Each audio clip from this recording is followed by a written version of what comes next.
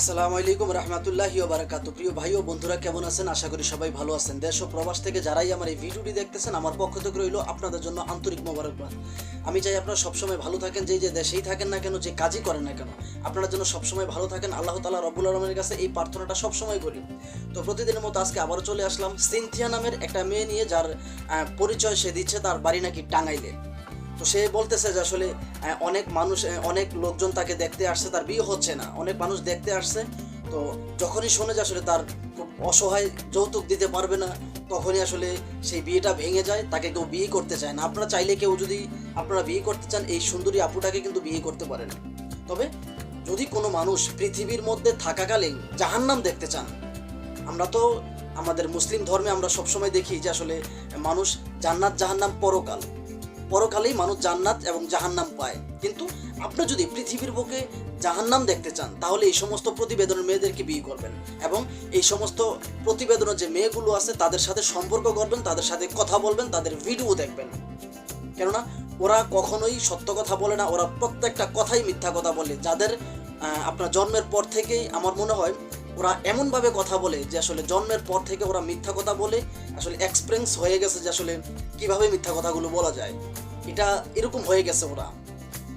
তো ওরা সবসময় মিথ্যা কথা বলে। এটা আসলে আমার ভিডিওর বা ওদের যে ভিডিওগুলো, ওরা যে ভিডিওগুলো আপলোড দেয়, সেই ভিডিওর মধ্যে আপনারা যাবেন, গিয়ে দেখবেন যে আসলে ওদের কমেন্ট বক্সগুলো দেখলেই আপনারা বুঝতে পারবেন যে আসলে ওরা কতটুকু সত্য কথা বলে কিংবা কতটুকু মিথ্যা কথা বলে। কেননা আপনাদের মতো বা আমার মতো বহু মানুষ ওদের প্রতিবেদন দেখতে, ওদের ভিডিওতে যায়।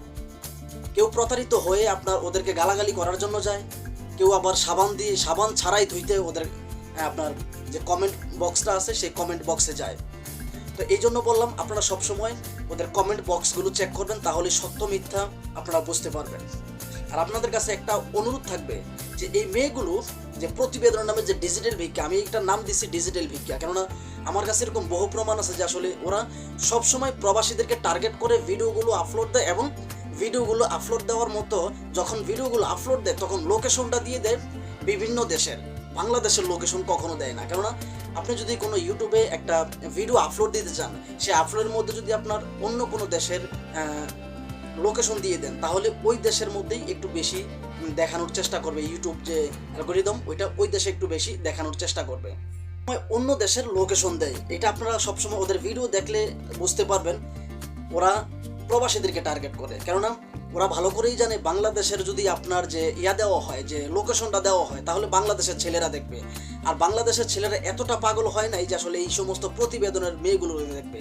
আমাদের বাংলাদেশে এরকম বহু দেশ, বহু এলাকা আছে যে এলাকার মধ্যে আপনার অনেক পরিবার যারা ঠিকমতো খাইতে পায় না, লেখাপড়া করতে পারে না, বা তাদের যে একটা ঘর বাড়ি তারা এগুলো ঠিক নাই।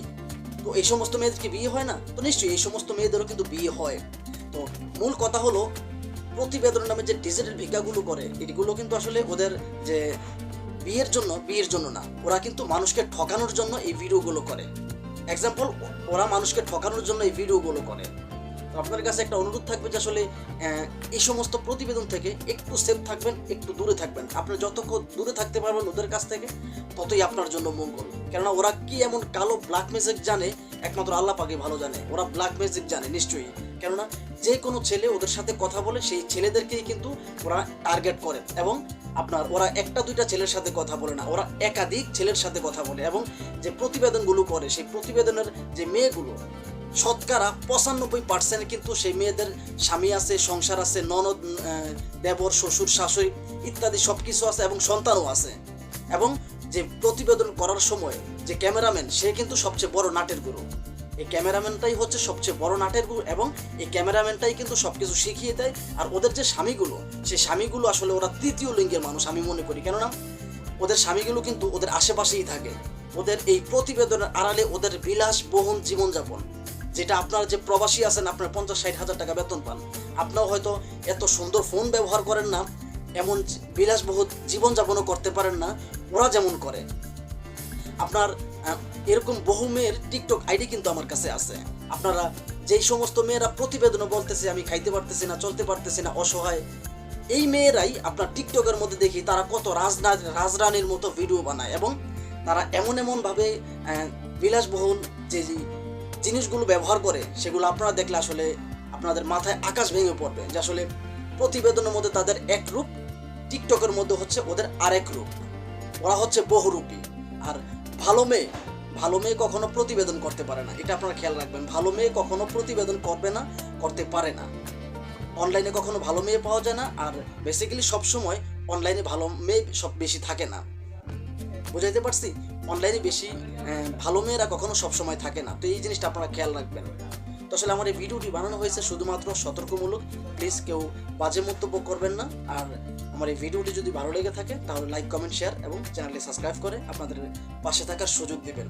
আপনারা আছেন বলেই কিন্তু আমি আপনাদেরকে এই ইনফরমেশনগুলো দিয়ে যাই বা দেওয়ার চেষ্টা করি। তো ভালো থাকবেন, সুস্থ থাকবেন, আপনাদের জন্য সবসময় শুভকামনা। আসসালামু আলাইকুম রহমতুল্লাহি ওয়া বারাকাতুহু।